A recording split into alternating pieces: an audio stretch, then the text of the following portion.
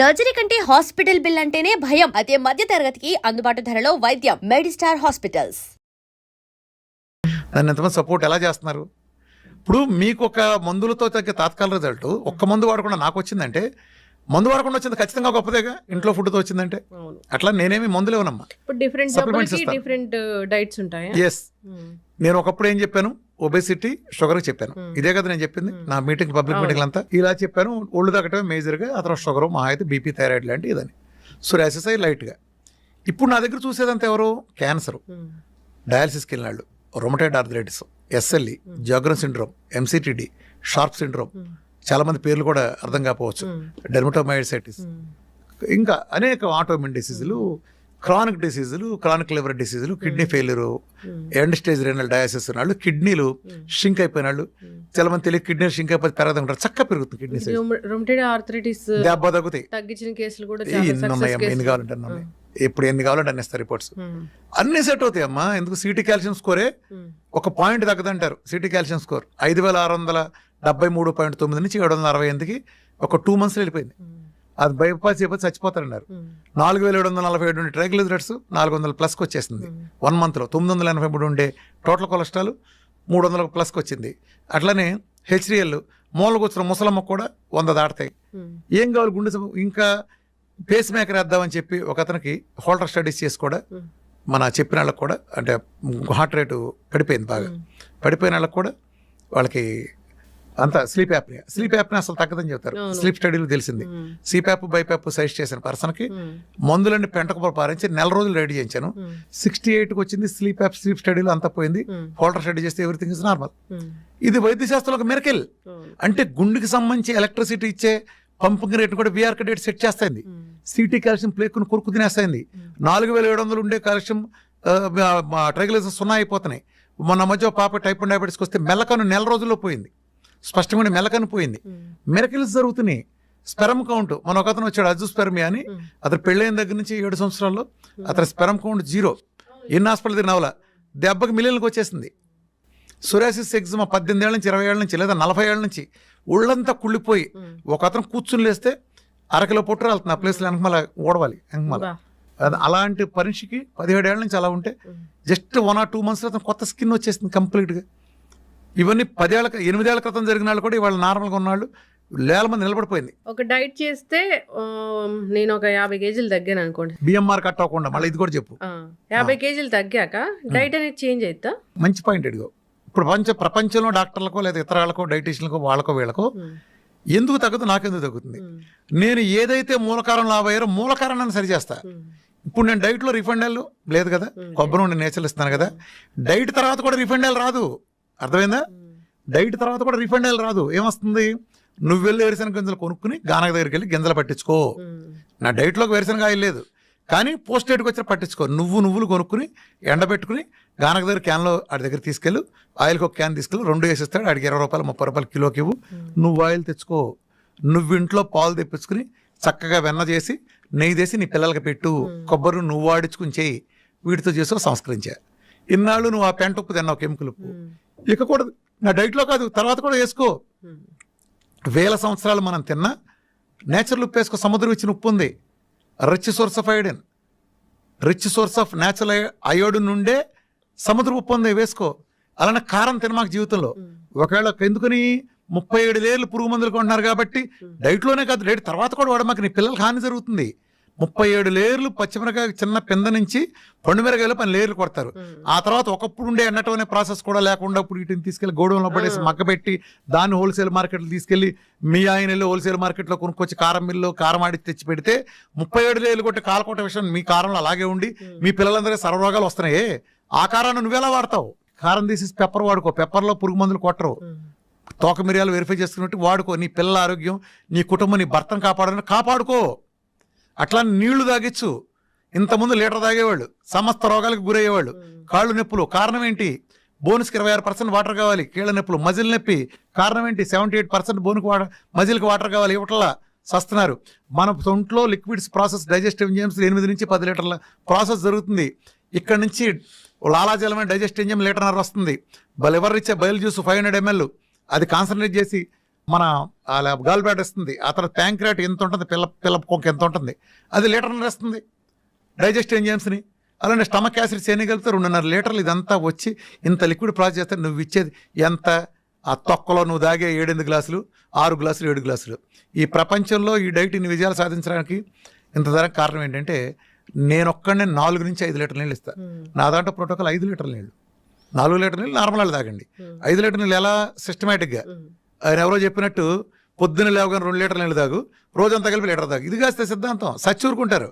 ఎవడైనా సరే గుర్తుపెట్టుకోండి, మీ ద్వారా చెబుతున్నా, 1/2 లీటర్ మించి నీళ్లు తాగారా సచ్చరే, మీరు సచ్చరే.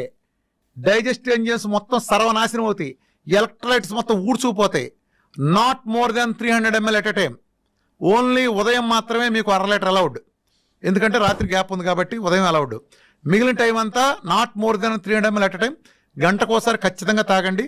ముఖ్యంగా ఆడవాళ్ళు కూడా ఇదంతా తాగండి, పద్ధతిగా తాగండి. అట్లనే ప్రతిదీ చెప్తాను నేను మార్పులు. అదిగో కార్బైడ్ పళ్ళు ఉన్నాయి, నేచురల్ పళ్ళు కొనుక్కుంటలేదా, లేదా డ్రై ఫ్రూట్స్ కొనుక్కో, ఇలా చేసుకో. పాలు మానేసేయి, జావలు లాంటివి చూసుకో, ధాన్యాల నుంచో బోనాల నుంచో జావలు ఉన్నాయి. బాదం లాంటివి నానబెట్టి పెట్టు, వాల్నట్ లాంటివి పెట్టు. అలానే పంచదార తీసేసి బెల్లం పెట్టు. సంస్కరణ. పంచదార తీసి పిల్లలు అడుగుతున్నారు బెల్లంతో. మన చిన్నప్పుడు ఏం చేసేవాళ్ళు, పచ్చివేరుశనగ పప్పులు పెట్టేవాళ్ళు. ఎంత గుండెకి ఎంత రక్షణ తెలుసా? వేరుశనగ పప్పులు తింటే గుండెకి 37% అధిక రక్షణ. మెటా అనాలిసిస్లో బొచ్చుడు 100 ఉన్నాయి. వేరుశనగ పప్పులు, పచ్చి వేరుశనగ పప్పులు తింటే గుండెకి అద్భుతమైన రక్షణ. పచ్చి వెల్లుల్లి ఇక్కడ పెట్టి కొరితే అందులో గామా, ఎస్ఎస్, అల్లిసిన్ అద్భుతమైన ఫైటోకెమికల్స్ గుండెకి కరిగించి అవతల పారేస్తుంది. ఎంకమాల ఎంత ప్లేక్స్ అయినా ఎటువంటి చెడు పదార్థాలను కరిగించగలిగే సామర్థ్యం దానికి ఉంది. వెల్లుల్లి రక్షణ ఉంది. మన ఒంటింట్లోని ప్రతి దినుసు ఒరిజినల్గా మనం తీసుకునే ప్రతిదీ ఒక ఔషధం. ఇప్పుడు నిజానికి ఏ ఏరియా కూడా ఆ ఏరియాలో పండిన పంటలు తింటాడు. అమెరికాలో ఆడికి యాపిల్ పండుద్ది, ఎందుకని ఆడు సెల్లో ఉంటాడు. మనకి జాంకాయ ఉంది, మనకి యాపిల్ కాదు. వాడి జాంకాయ కాదు, వాడు యాపిల్ తినాలి, మనం జాంకాయ తినాలి.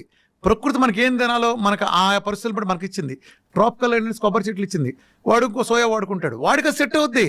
వాడికి సెట్ అయింది, మనకు సెట్ అవ్వదు. అర్థమైందా? మనం జమ్మూ కాశ్మీర్ వాడు రగ్గేసుకున్నాడు కదా, రగ్గప్పు పడుకున్నాడు కదా అని మనం బెదవాళ్ళ ఎండలో ఉండేవాడు రగ్గప్పు పడుకుని సచ్చూరుకుంటాడు. లేదా ఆడు సొక్కది తాడు చేస్తాడు. ఎక్కడ వేసాలు అక్కడ వేయాలి. మనం రోమ్లోకి వెళ్తే రోమంలాగా ఉండాలి. అర్థమైందా? ఇలా చేయకపోబట్టి లోపం వస్తుంది. వీళ్ళు ఏం చేస్తారు, ఆ తెల్లతోలుడు ఏం చేస్తే మాకు అదే. ఎంత కామెడీలు ఉంటాయి చెప్పనమ్మా. ఉదాహరణకి డి విటమిన్ ఉంటుంది అనుకో.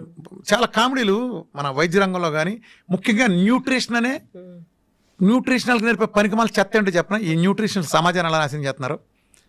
కోడిగుడ్డు, వీళ్ళకేంటి బట్టి పట్టిన కొన్ని పదార్థాలు ఉంటాయి, వీళ్ళకి నేర్పుతారు. కోడిగుడ్డు తినండి, కోడిగుడ్లో 6 గ్రాముల ప్రోటీన్ ఉండును అంటారు.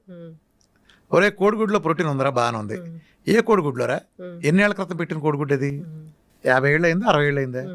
అమెరికాలో పెట్టిన గుడ్డ, ఆఫ్రికాలో పెట్టిన గుడ్డ, ఇండియాలో కోడి పెట్టిన గుడ్డ, ఎక్కడ పెట్టిన గుడ్డు?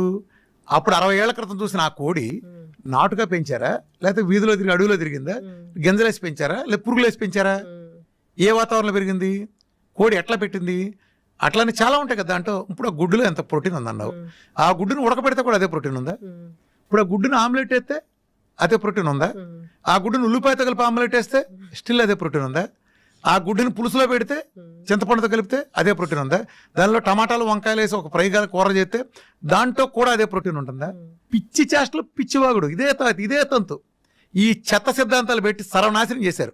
ఇప్పుడు బెండకాయలో ఇంత పోషకాలు ఉన్నాయంటారు అనుకో, మా ఉదాహరణకి ఏదో దాన్ని తీసుకో, పలానా దాంట్లో ఇదంతని అంటే పచ్చి చికెన్లోనే తీసుకో. ఉదాహరణకి చికెన్ తీసుకో, అందరూ తినేది కదా తెల్లారులేస్తే. చికెన్లో 300 గ్రాములు ఫ్యాట్. సేమ్ క్వశ్చన్, 300 గ్రాముల ఫ్యాట్ లేకపోతే 250 గ్రాములు ప్రోటీన్ అన్నారు అనుకో. 250 గ్రాములు 300 ప్రోటీన్ పచ్చి చికెన్ తింటే ఉంది కదా, లేకపోతే ఉడకేసిందా? ఎలా ఉడకేసింది? సిమ్లో పెట్టి ఉడకేసిందా, హైలో పెట్టి ఉడకేసిందా, లేదా బొగ్గుల మీద కాల్చిందా, దాంట్లో పులుసు చేసిందా, రోస్ట్ చేసిందా, తండూరి చేసిందా, చిన్న స్మోక్ మీద 24 గంటలు కాసిన దేంట్లో ఉంది? ఫ్రిడ్జ్లోంచి తీసి దాంట్లోనే మైక్రోవేవ్లో పెట్టిన దాంట్లో ఉందా, లేదా మ్యారినేట్ చేసి పెట్టిన దాంట్లో ఉందా? ఇంకో కాంబినేషన్ కలిపితే, దాంతోపాటు ఇంకో 4 కాంబినేషన్ కలిపితే దాంతో ప్రాపర్టీలు మారలేదా? చల్లారిపోయినది తింటే ఎలా ఉంది, వేడుకుంటే ఎలా ఉంది? ఎక్కడుందిరా ప్రోటీను? తొక్కల లాజిక్లు మీరును. ఈ ఎల్సిహెచ్ఎఫ్ డైట్లు అంతా అనే ఒక చెత్త సిద్ధాంతం. అంటే అది ఒరిజినల్ ఇంటెన్షన్ మంచిదే. అది ఎలాంటిదంటే, పెద్ద ఏనుగుంది అనుకో, దానికి ఒక కందిపప్పు గంజిచ్చి వాళ్ళకి ఇదే ఆహార పండగ చేసుకోండి అని చెప్పటం ఎంత ఇదో. ఈ ఎల్సిహెచ్ఎఫ్ డైట్లు పేరు వచ్చిన వాళ్ళు వీళ్ళు ఉంటారు, వీళ్ళు మార్చరు. ఈ ఫుడ్లో ఫ్యాక్ట్లో లెక్కేస్తారు. నా డైట్ చూసారు ఎందుకు సక్సెస్ అయిందో. ఈ ప్రపంచం ఉండే క్యూటో డైట్స్ మొత్తానికి వీఆర్కే డైట్ తేడా ఏంటి తెలుసా? చాలా మంది సన్నాసులు తెలియదు క్యూటో డైట్ ఏదో అంటుంటాడు. క్యూటో డైట్ ఎవడరా క్యూటో డైట్ అంది? ఏ క్యూటో డైట్ తీసుకొచ్చి దాంట్లో చెప్పండి రా, ఎవడు తాగిచ్చాడు 100 గ్రాముల ఫ్యాట్ ఎవడ తాగిచ్చాడు రా చెప్పండి రా. ఒకటి పేరు చెప్పండి రా, అసలు ఫ్యాట్ తాగిచ్చినాడు. కొబ్బరి నూనె డెఫినేషన్ చెప్పండి రా. ప్రపంచం అంతా ఒరిజినల్ నమ్మితే వీరమాచంద్ర రామకృష్ణ అనేవాడు ఒరిజినల్ కోకోనట్ అని పెంట కొప్పది, దాని డ్రైనేజ్ పెంటనేమని చెబుతాడు దానికంటే. ఒరిజినల్ అంటే నాన్ సెన్స్. ప్రపంచం మొత్తం చేసే పరిశోధన అదే. కోకోనట్ ఆయిల్ ఒరిజినల్ వేరు. నేను వాడే కోకోనట్ ఆయిల్ వేరు, నేను వాడే నెయ్యి ప్రపంచంలో ఎవరు వాడరు. వాడేం చేస్తాడు సన్నాసి? నెయ్యి అంటే ఏంటి? పాలను సన్నగా కాస్తే పాల మీద మేగడ వస్తుంది, పాల మీద మేగడిని కొంచెం పెరిగేసి తోడేస్తే పెరుగు మీద మేగడ అవుతుంది, పెరుగు మీద మేగడిని మజ్జిగలో వేసి చిలికితే వెన్నపూస వస్తుంది, వెన్నపూసను కనుక కాస్తే కమ్మటి వాసన 25 అర్థమయ్యేటట్టు వాసన వచ్చే ఒక కమ్మటిది వస్తుంది. ఇదిగో మా లక్ష్మక్కళ్ళింటో నెయ్యి కాస్తున్నారు, ప్రపంచం అంతా తెలుస్తుంది. అది వాసన అడుగును పూసలు ఉంటుంది. ఈ దౌర్భాగ్యులు పచ్చిపాలలో మెషినెట్ ఒక లిక్విడ్ తీసి దానికి నెయ్యి అంటే ఫర్మెంటేషన్ ఎక్కడ ఉందో దానికి అసలు. నీ ఇష్టం వచ్చిన పేర్లు పెడితే తొక్కలోది ఫ్యాట్లు పచ్చిపాల నుంచి మిషన్ పెట్టి తీయటం ఏంటి అసలు? చెట్టు మేంచి కొబ్బరికాయ రాలిని ముదిరిపోయి రాలి కింద పడిన తర్వాత అలాగే తీసుకెళ్లి పీస్తో సహా దాన్ని అటక మీద ఉంచండి, నీడలో అటక మీద ఉంచండి. 10 నెలల నుంచి సంవత్సరం తర్వాత అందులో ఉండే సహజంగా ఉండే పాలు కాస్త నీళ్లు ఆవిరైపోయి ఫెర్మెంటేషన్ ప్రక్రియ జరిగి ఆ ఫెర్మెంటేషన్ ప్రాసెస్లో ఇది ఆయిల్ కింద మారుతుంది. ఎలా? ఒక పుల్లగా ఒక రసం ఒక మామిడి పెంద రసం చెట్టుది మామిడి పెంద చిన్న రసాలు ఎంత పుల్లగా ఉంటుంది తింటే, పచ్చిగా ఉంటే. అదే ముగ్గిన తర్వాత అమృతం కంటే తీపిపోతుంది. అదేంటి? ఇదే కాయ అలా అయింది. ఒక గొంగళ పురుగు సీతాకొక చిలక అవుతుంది కదా. ఓ గొంగళ పురుగు ఎంత అసహ్యంగా ఉంటుంది, చూడటానికి జలదరిస్తుంది. అదే సీతాకొక చిలక ఎంత అందంగా ఉంటుంది. 2 ఎక్స్ట్రీమ్. సేమ్ అలానే ఒక ప్రాపర్టీస్, ఎలాంటి ప్రాపర్టీస్? నా కొబ్బరి పాలు ఎక్కడ 10 నెలలు అటక మీద ఉంటే సహజంగా జరిగే ప్రాసెస్లో ఆ ప్రాసెస్ జరిగేది ఎక్కడ? అందులో 10% కాయలు మీరు అప్పుడు కానీ కొట్టు చూస్తే 10% కాయలు బూజు ఉంటుంది, అవి తీసి పక్కనట్టండి. మిగిలిన కాయలు ఎండబెట్టండి, చెక్కగాన దగ్గర తీసుకెళ్ళండి, చెక్కగానలు ఫ్రిక్షన్ లేకుండా పిండండి. తక్కువ వేడితో వచ్చే ఆయిల్లో పోషకాలు ఉంటాయి. అమృతం, ఔషధం. ఈ ప్రపంచంలో అలా అసలు కోకోనట్ ఆయిల్ ఇచ్చేది నేను ఒక్కడనే. అన్ని కీటో డైట్లో తెలుసుకోండి, తేడా తెలుసుకోండి.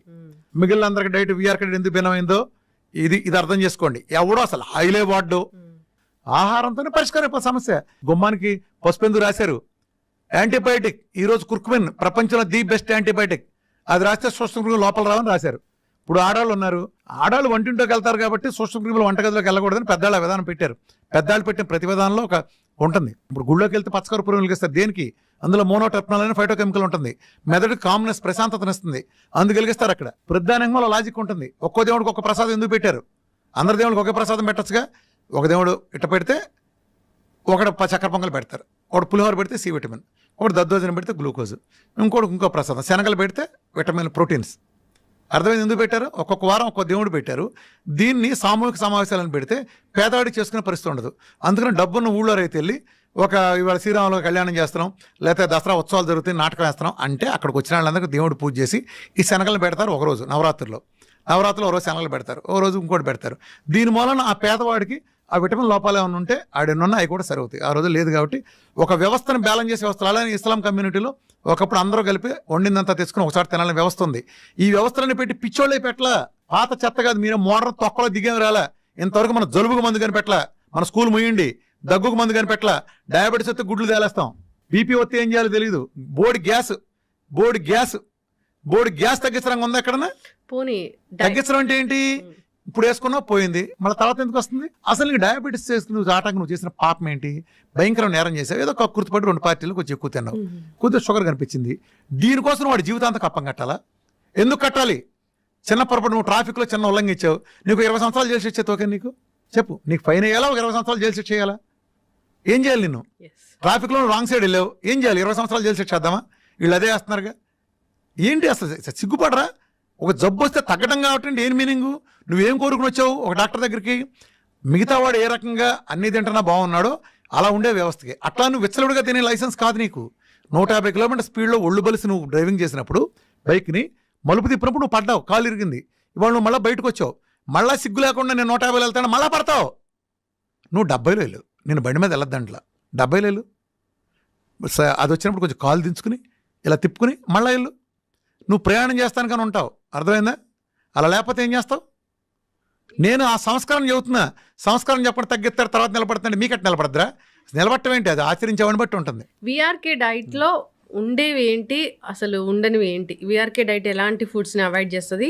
వీఆర్కే డైట్లో ఏం ఉంటాయి అసలు? వీఆర్కే డైట్ ఒక తమాషా ఉంటుంది. వీఆర్కే డైట్లో మంచి చెడు బేసిస్తో డివైడ్ చేయను. నేను తినమన్నాయి అద్భుతమైనవి, తినద్దన్నాయి కూడా అద్భుతమైనవి. పొద్దున్న లేచి 1 గంట వాకింగ్ చేయడం మంచిదా కదా?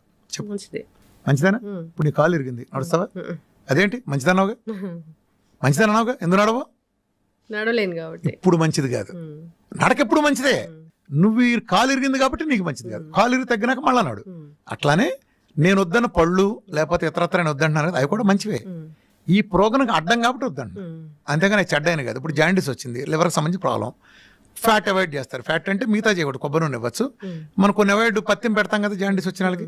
ఎందుకని ఆ టైంలో ఆ ఆర్గానికి తాత్కాలిక ఇబ్బందిని వద్దంటాం. ఇది నేను వద్దంది చెడు మంచి బేసిస్ కాదు, ఇది ఒక మెటబాలజీ మార్చే ప్రోగ్రామ్. ఈ ప్రోగ్రామ్ పనికొచ్చేది, ఈ ప్రోగ్రామ్ పనికిరానే బేసిస్ మీద ఉంటుంది. నేను తీసుకోమన్నదంతా మంచిదే, తీసుకున్నదంతా చెడ్డది కాదు. సార్ ఒకటేసారి మొత్తం డైట్ అంతా చేంజ్ చేస్తే అది ఏం ప్రాబ్లమ్స్ రావా? ఏమారాగా ఏమైంది, మంచి చేస్తానికి చెడు చేయటానికి బ్యాడ్ కానీ ఇన్నాళ్ళు దరిద్రంగా చేస్తా, రోజు బాధించుకుంటా, మంచి తీసుకుంటా నష్టమేంటి నీకు? జనరల్ గా మనం ఫుడ్ రైస్ తీసుకుంటా ఒకటేసారి మిల్లెట్స్ లోకి వెళ్తే బ్లోటెడ్ స్టమక్ అలాంటి ఇష్యూస్ వస్తాయని చెప్తారు కదా, అట్లా ఉండదా? తాత్కాలికం అమ్మా, ఇందులోనే ఇబ్బంది ఉండదు. ఇప్పుడు ఇల్లు మారి మంచి ఇంట్లోకి వెళ్తావు, ఇబ్బంది ఉండదా? చెప్పు. అత్తారింటికి వెళ్ళగానే అన్ని బ్రహ్మాండంగా ఉంటాయి అందరికి, ఆడపిల్లలందరికీ. మొదట్లో కొంత అలవాటు పట్టక ఇబ్బంది పడతారు కదా, దేంట్లోకైనా అంతే. నువ్వు కొత్త దాంట్లోకి వెళ్ళినప్పుడు మొదట్లో కొంత ఇబ్బందులు ఉంటాయి, అది తాత్కాలిక ఇబ్బందులు. దాన్ని సింపుల్గా అధిగమించుకుని మనం గోల్ని దృష్టిలో పెట్టుకుంటే వెళ్తాయి. దేనికైనా ఒక టాప్ ర్యాంక్ వచ్చిందంటే రోజు 18 గంటలు కష్టం ఉంది కదా వాడిది. రైతుకి అద్భుతమైన పంట పండించారంటే 6 నెలలు కష్టం ఉంది కదా వాడి వెనకమాల. ఇవేమీ లేకుండా ఎలా వస్తాయి? ఒక టెండూల్కర్ వెనకమాల, ఒక మహేష్ బాబు వెనకమాల, వీళ్ళందరి వెనకమాల సక్సెస్ వెనకమాల కష్టం ఎంత ఉంది, త్యాగం ఉంది చాలా. అయితే ఇప్పటి వరకు ఏం జబ్బులు లేవు, డయాబెటీస్ ఇలాంటివి ఏమైనా వస్తాయని భయం ఉంది అన్నప్పుడు ఏ వయసు నుంచి జబ్బు ఉంది, ఏ వయసు నుంచి డైట్లు అనేవి స్టార్ట్ చేయాలి? విఆర్కే డైట్ ఏమైనా రాకుండా, జబ్బులు రాకుండా ప్రివెన్షన్ లాగా ఏమైనా పనిచేసేది ఉందా? Simple logic. నమస్కారం, నేను డాక్టర్ శ్రీనివాస్ చెలిమిల, సంస్కృతి ఆయుర్వేద క్లినిక్ నుంచి మాట్లాడుతున్నాను. ఈరోజు మనము తెలుసుకునే సబ్జెక్ట్ వచ్చేసి కీళ్ళ వాతము, మోకాల నొప్పులు, వీటి గురించి తెలుసుకుందాము. అసలు మోకాల నొప్పులు అంటే ఏంటి అంటే దాన్ని ఆర్థరైటిస్ అంటాము. ముందుగా అసలు ఆర్థరైటిస్ అనేది ఏంటి తెలుసుకోవాలి అంటే, మనం లాటిన్ భాషలో ఆర్థ్ర అంటే ఎముకల్ని, బోన్స్ని, దాన్ని ఆర్థో అంటాము. దానికి వచ్చే వాపునే అదే ఐటిస్, ఇన్ఫ్లమేషన్ని ఆర్థరైటిస్ అంటాం. అంటే ఇవి జనరల్గా ఏంటంటే ఎక్కడైతే 2 జాయింట్స్ ఎముకల కలయిక ఉంటుందో అక్కడ అరిగిపోయి వాపులాగా వచ్చి అక్కడ ఉండే మృదులాస్థి అంటే కండరాలు, వాటిలో ఉండే నరాలు అన్నీ కూడా ఒత్తిడికి లోనై వాపులాగా వస్తే దాన్నే ఆర్థరైటిస్ అంటాం. ఇవి చాలా రకాలుగా ఉంటాయి, బట్ మనం జనరల్గా చూసేది పేషెంట్స్ ఎక్కువ సఫర్ అయ్యేది ఏంటంటే ఒకటి ఆస్టియో ఆర్థరైటిస్, అలానే రుమటెడ్ ఆర్థరైటిస్ అంటాము, గౌటీ ఆర్థరైటిస్ అంటాము. సో వీటి గురించి మనం తెలుసుకుందాము. అసలు ముందుగా డాక్టర్ ఆర్థరైటిస్ అంటే ఏంటి అంటే చెప్పాం కదా, ఎముకల్లో వచ్చే వాపుని అంటాము. దాన్ని గుర్తించడం ఎలా, ఎవరికి వస్తుంది అంటే దీంట్లో ముందుగా చూసుకుంటే ఈ ఆస్టియో ఆర్థరైటిస్ అంటాం. అంటే ఇది ఒక ఏజ్ వల్ల, వయసు పెరుగుతున్న కొద్దీ వాళ్ళల్లో ఏజ్ 50-60 ఇయర్స్ వాళ్ళల్లో జనరల్గా చూస్తుంటాం. దీంట్లో ఏమవుతుంది ఈ ఆస్టియో ఆర్థరైటిస్లో, ఎస్పెషల్లీ నేను ఇంతకుముందు చెప్పినట్టు ఏజ్ వల్ల మన బాడీ బియరింగ్ జాయింట్స్ అంటాం. అంటే మోకాళ్ళు కానివ్వండి, హిప్ జాయింట్స్ కానివ్వండి, అట్లానే స్పైన్ కానీ వీటి మీద, అలానే మన కీళ్ళు కూడా అంటే యాంకిల్ జాయింట్స్, ఇవన్నీ కూడా బరువు, మన శరీర బరువుని మోసేవి కాబట్టి వీటిలో ఏజ్ వల్ల, అధిక బరువు వల్ల రాపిడికి గురై అరుగుతూ ఉంటాయి. అయితే ఇంకోటి రుమటెడ్ ఆర్థరైటిస్ అంటాం. ఇది ఏజ్తో సంబంధం లేకుండా బ్లడ్లో మన బాడీయే మన మంచి కణాలని డ్యామేజ్ చేస్తూ ఉంటుంది. అంటే ఇది జెనెటిక్గా ఉంటుంది, కొన్ని ఇన్ఫెక్షన్స్ వల్ల కూడా జరుగుతుంది. ఏజ్తో సంబంధం లేకుండా చిన్న ఏజ్ నుంచి పెద్దవాళ్ళలో కూడా చూస్తూ ఉంటాము. దీన్నే రుమటెడ్ ఆర్థరైటిస్ అంటాం. అలానే గౌటీ ఆర్థరైటిస్ అంటే యూరిన్లో నుంచి మన బాడీలోంచి వెళ్ళిపోవాల్సిన యూరిక్ యాసిడ్ ఏదైతే ఉందో అవి రాళ్ళలాగా తయారయ్యి ఎస్పెషల్లీ బొటన్ వేలు దగ్గర క్లాగ్ అవ్వడము, అలాంటి యూరిక్ యాసిడ్ ఇవన్నీ చూస్తుంటాము. అలానే యాంక్లోజింగ్ స్పాండిలైటిస్ అంటాము. అంటే మనం చూస్తుంటాం యాంక్లోజింగ్ స్పాండిలైటిస్ అంటే వెదురు బొంగు ఎలా ఉంటుందో అలా స్పైన్, వెన్నుపూస అంతా కూడా ఫ్యూజ్ అయిపోయి ఒకదానికొకటి అతుక్కుపోయి కొంచెం కూడా అంటే ఏదైనా తిరిగి చూడాలన్నా మనిషి మొత్తం బాడీ అంతా, మెడ తిరిపి చూడాలన్నా కానీ మొత్తం బాడీ అంతా తిరిగి చూస్తుంటారు. అదే యాంక్లోజింగ్ స్పాండిలైటిస్ అంటాం. అలానే సోరియాటిక్ ఆర్థరైటిస్ అంటే ఈ సోరియాసిస్ అనేది కూడా ఒక ఆటో ఇమ్యూన్ డిజార్డర్. దాంట్లో HLA-B27 పాజిటివ్ ఉన్న వాళ్ళల్లో ఆర్థరైటిక్ కండిషన్ కూడా చూస్తుంటాం. అంటే ఎముకల మీద కూడా ఈ ఎఫెక్ట్ అనేది కనబడుతూ ఉంటుంది. సో మనం ఈరోజు క్లుప్తంగా తెలుసుకునేది ఈ ఆస్టియో ఆర్థరైటిస్ గురించి తెలుసుకుందాము. ఆస్టియోఆర్థరైటిస్ ఎలా గుర్తించడం ఎలా, దాని లక్షణాలు ఏంటి అంటే ఫస్ట్గా చూస్తే ఏంటంటే దీనికి ఏదో ఎక్స్రేలే అవన్నీ కంపల్సరీ కాదు. మనం చేసే మన రోజువారీ కార్యక్రమాల్లో కూడా ఇబ్బంది కలిగినప్పుడు, అంటే ముందు దీనికి ఒకటి ఎర్లీ స్టేజ్లో గుర్తిస్తే మనం దాన్ని తొందరగా, అంటే దాన్ని కార్టిలేజ్ అనేది ఏదైతే 2 జాయింట్స్ మధ్యలో ఉంటుందో అది కుషన్ లాగా పనిచేస్తుంటుంది. అది అరిగిపోకుండా ఎర్లీ స్టేజ్లో గుర్తించగలిగితే దీన్ని మంచిగా అక్కడే మెయింటైన్ చేయగలుగుతాం. ఇంకా లేటర్ స్టేజెస్లో 3rd, 4th స్టేజ్లో వచ్చిన వాళ్ళని ఏంటంటే అలాంటి వాళ్ళకి సర్జరీ అనేది అడ్వైజ్ అవుతుంది. అంటే ఏ మెడిసిన్స్ ఏ ట్రీట్మెంట్స్ పనిచేయనప్పుడు శల్య చికిత్సస్ అనేది అడ్వైజ్ చేస్తాం. బట్ మనకి జనరల్గా చాలా హింట్స్ ఇస్తుంది, మన శరీరం చాలా మనకి చెప్తూ ఉంటుంది. అది ఎలా అంటే నొప్పి ఒకటేనే కాకుండా మనం చేసే పనులు, అంటే కొంచెం దూరం మనం లేచి నడిచి వెళ్ళాలన్నా అబ్బా నాతో అవ్వట్లేదు, లేకపోతే కుంటినట్టు అవ్వడము, కాలు ఎత్తు అంటే తీసి కాలు పెట్టడంలో కూడా చాలా ఇబ్బంది అవ్వడము. దీని లక్షణం మెయిన్గా ఏంటంటే స్టిఫ్నెస్ అంటాం. ఇది ఎక్కువ ఎఫెక్ట్ పడేది మోకాళ్ళల్లో. ఈ మోకాళ్ళలో ఏంటంటే మనకి చూసుకుంటే దాని స్ట్రక్చర్ చూసుకుంటే మన ఈ 2 ఎముకల మధ్యలో నేను ఇంతకుముందు చెప్పినట్టు కార్టిలేజ్ అంటాం, అది కుషన్ లాగా. దాంట్లో సైనోవియల్ ఫ్లూయిడ్ అంటే ల్యూబ్రికెంట్ అనేది ఉంటుంది. ఇది మన మూమెంట్స్ని ఫ్రీగా ఉంచి మన యాక్టివిటీస్ అన్నిటినీ రెగ్యులర్గా చేయడానికి వీలవుతుంది. ఎప్పుడైతే ఈ సైనోవియల్ ఫ్లూయిడ్ అనేది, ఆ లిక్విడ్ అనేది డ్రై అప్ అయిపోయి ఆ కార్టిలేజ్ రప్చర్ అవుతుందో అప్పుడు ఒక ఎముకకి ఇంకో ఎముక రాపిడి జరిగి అక్కడ నడవలేని పరిస్థితి కూడా వస్తుంది. దీన్నే ఆయుర్వేద భాషలో చెప్పాలంటే వాతం కింద చూస్తాము. అంటే మీరు చాలా మటుకు వినే ఉంటారు, వాతం చేసింది అంటే దాన్నే సంధివాతం. ఒక జాయింట్లో ఈ వాతం పెరిగిపోవడం అంటే బాగా డ్రైనేజ్ పెరిగిపోవటం వల్ల నేను ఇంతకుముందు చెప్పినట్టు ఒక ఎముకకు ఒకటి రాసుకోవటము, వీటితో పాటు అక్కడ ఉండే కండరాలు ఏవైతే పోషణ ఇచ్చి మూమెంట్కి ఉంటాయో కండరాలు వీక్ అయిపోవటము, నరాలు దెబ్బతినడం అనేవి చూస్తుంటాం. మరి ఇది ఒకటే లక్షణమా అంటే దానికి మెయిన్గా వచ్చేది పెయిన్ కూడా అంటాం. అంటే నొప్పితో పాటు వాపు, కొంచెం కాలు ముందుకి వెనకన్నా సౌండ్స్ లాంటిది, కూర్చొని లేవలేకపోవటం, ఇవన్నీ చూస్తుంటాం. అండ్ మా దగ్గరికి ఎప్పుడైతే పేషెంట్స్ వస్తారో వాళ్ళు నడకను చూసినప్పుడే మనకు ఒక అర్థమవుతుంది. అంటే బో షేప్ ఉండడము, ఒక కాలు పైకెత్తి నడవటము, ఇవన్నీ కూడా ఆర్థరైటిస్ లక్షణాలు. ఇవి కాకుండా మనకి ఇంకా తెలుసుకోవాలి వీటి గురించి అంటే ఇప్పుడు మనకు రెగ్యులర్ ఈజీగా దొరికే మోడర్న్ టెక్నాలజీ ఎక్స్రేస్ చూడగానే మనకు తెలిసిపోతుంది. అయితే ఇది ఎవరికి వస్తుంది, ఎవరైతే అధిక బరువు ఉంటారు, ఏజ్డ్ పర్సన్స్ అని నేను మాటికి ఎందుకు చెప్తున్నానంటే పాపం ఏజ్డ్ పర్సన్స్లో ఈ నొప్పి దీనివల్ల ఏంటంటే వాళ్ళు పెయిన్ కిల్లర్స్కి అలవాటు పడిపోయి ఉంటారు. అంటే నొప్పి వేసుకుంటే కాస్త తగ్గుతుంది, మా పనులు మేము చేసుకోగలుగుతున్నాం అంటారు. దీనివల్ల మనందరికీ తెలిసిందే నొప్పి గోళీల వల్ల, స్టిరాయిడ్స్ వల్ల, ఇతరత్ర కాంప్లికేషన్స్ అన్నీ చూస్తూ ఉంటాము. సో అందుకని అంటే ఈజీగా ఆయుర్వేదంలో దీన్ని మనం కంట్రోల్ చేసి మేనేజ్ చేసే వాటిని, దాని గురించి సరైన అవగాహన లేక, నాలెడ్జ్ లేక మనము ఏదో స్టిరాయిడ్సో పెయిన్ కిల్లర్సో వాడేసి ఆ 6 hours 1 day గురించి ఆలోచించుకుంటే రాను ఇంకా కాంప్లికేషన్స్ అరైజ్ అవుతుంటాయి.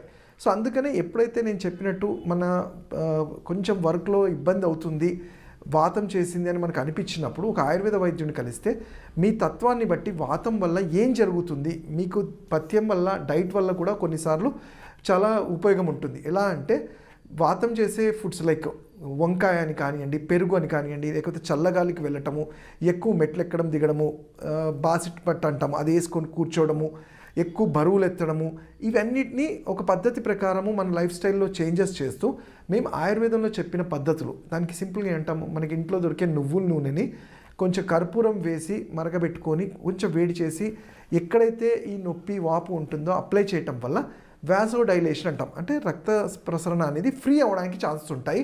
సో దట్ అక్కడ జరగాల్సిన డ్యామేజ్ అనేది స్టాప్ అయ్యే ఛాన్స్ ఉంటుంది, అంటే హాల్ట్ చేయగలిగితే ఉంటాము. అలానే లోపల కూడా మనం ఏంటి ఈ వాతాన్ని కట్టడి చేయటము, మనం జనరల్గా వింటాము కాల్షియం తగ్గిపోయిందని, మినరల్స్ తగ్గిపోయాయని, అవన్నీ కూడా మనకు ఫుడ్ ద్వారానే మనకి లభిస్తాయి. కానీ అది అబ్జార్ప్షన్ తగ్గిపోతుంది, దాన్నే వాతం అంటాము. సో ఎందుకు అబ్జార్ప్షన్ తగ్గిపోయింది అన్నదానికి ఆయుర్వేదంలో దానికి చక్కటి ఔషధాలు ఉంటాయి. లైక్ ఫుడ్లో కూడా మునగాకు లాంటిది తీసుకోమనడం కానివ్వండి, పప్పుల్లో వాటిలో వేసుకొని, ఆవు నెయ్యిని, అలానే మనకి పిప్పలి అంటాము, ఇది వాతాన్ని చాలా మంచిగా కట్టడి చేయడంలో ఈ పిప్పలి అనేది కూడా యూజ్ అవుతుంది. బాడీని హైడ్రేటెడ్గా ఉంచడము, ఇలాంటివి డైట్లో చేస్తూనే నేను ఇంతకుముందు చెప్పిన కొన్ని ఫుడ్స్ని అవాయిడ్ చేసుకుంటూ నార్మల్ వెయిట్ని మెయింటైన్ చేసుకుంటే మనం దీన్ని మేనేజ్ చేయగలుగుతాం. ఇవన్నీ చేసినా లేదు డాక్టర్ గారు చాలా పెయిన్ఫుల్గా ఉంది, మరి సర్జరీ ఒకటే ఆప్షన్ అంటే సర్టన్లీ నాట్ అని చెప్తాం. ఎందుకంటే కొన్ని స్టేజెస్ వరకు మనము దీన్ని మేనేజ్మెంట్ అంటే మెడికల్ మేనేజ్మెంట్ అవి కూడా కాకపోతే ఆయుర్వేదంలో పంచకర్మలో పూర్వకర్మాస్ అంటాము. దాంట్లో జాను బస్తి, జాను అంటేనే మోకాల్ని, దీనికి పిండి లాంటిది కొన్ని మెడిసిన్స్తో అప్లై చేసి దారలాగా వేయటం వల్ల ఈ కండరాలకి కావాల్సినంత పోషణ, ఆక్సిజనేషన్, సర్క్యులేషన్ ఇంప్రూవ్ అయ్యి మొబిలిటీ పెరుగుతుంది. అంటే ఒక 5 సంవత్సరాల్లో జరగాల్సిన డ్యామేజ్ మనం కొంచెము స్లో అవాయిడ్ చేసి 10-15 ఇయర్స్ వరకు మేనేజ్, ఎటువంటి నొప్పి గోళీలు లేకుండా, ఎటువంటి మన లైఫ్ స్టైల్ డిస్టర్బెన్స్ కాకుండా మేనేజ్ చేయగలుగుతాం. అప్పటికి కొన్ని ఔషధాలు అవసరం అనుకున్నప్పుడు ఆయుర్వేదంలో కొంచెం ఓపికగా వాడుకోగలిగితే ఎటువంటి సైడ్ ఎఫెక్ట్స్ లేని గుగ్గులు అంటాము, యోగరాజు గుగ్గులు అని కానివ్వండి, నిర్గుండియాది కషాయం కానీ ఇలాంటివి సజెస్ట్ చేస్తుంటాం. మరి ఇంట్లో మనం ఏం చేసుకోగలుగుతాము? ఎర్లీ స్టేజ్ అంటే నేను చెప్పినట్టు కొంచెం తైల అభ్యంగనాలు చేయటము, ఆవు నెయ్యి తీసుకోవడము, అలానే మనకి వావిలాకు మనకి దొరుకుతూనే ఉంటాయి, వావిలాకు కానీ ఆముదం కానీ, వీటిని కొంచెం వేడి నీళ్ళల్లో బాయిల్ చేసుకొని స్నానం చేసేప్పుడు మోకాళ్ళ మీద కానీ ఎక్కడైతే జాయింట్స్ పెయిన్ ఉంటుందో అక్కడ అప్లై చేయటం వల్ల కండరాల్లో ఉండాల్సిన ఆ స్టిఫ్నెస్ అంతా రిలీవ్ అయ్యి కొంచెం ఫ్రీనెస్ పెరుగుతుంది. అలానే నేను చెప్పినట్టు ఇవన్నీ వర్కౌట్ కాకపోతే ఆయుర్వేదిక్ పంచకర్మ ట్రీట్మెంట్స్ అనేది తప్పకుండా మీరు అవైల్ చేసుకోగలిగితే ఇది సివియారిటీ కాకుండా, ఒకవేళ అయినా కాంప్లికేషన్స్ కాకుండా మనం అవాయిడ్ చేయగలిగిన వాళ్ళం అవుతాము. ఇంకా వీటి గురించి తెలుసుకుంటే మీరు నా క్లినిక్స్లో వచ్చి నన్ను ఐదర్ నాగోల్లో కానీ కుకట్పల్లిలో కానీ ఆన్లైన్ కన్సల్టేషన్ కానీ చేయొచ్చు. నా number 7658909501. And don't forget to subscribe to iDream. And for more videos, Please subscribe to iDream. Please subscribe to iDream. Please subscribe iDream. And please subscribe to iDream. For more videos, subscribe to iDream. please like, share, and subscribe to the channel. Congratulations, iDream. Subscribe to iDream. Subscribe to iDream. So subscribe to iDream Media. iDream ki iDream team andarki huge congratulations. Please subscribe iDream Media. Please subscribe to iDream. Subscribe iDream. Please subscribe to iDream. iDream అంటే నా కళల ఛానల్ను subscribe చేసుకున్న నోరు తిరుగుతలేదు, మీరైతే గంట గుర్తు కొట్టండి. For more such videos, please subscribe to iDream. Subscribe to iDream. Please subscribe to iDream. Please subscribe iDream Media. Please do subscribe to iDream. Please subscribe to iDream Media. For best entertainment and information, please subscribe iDream.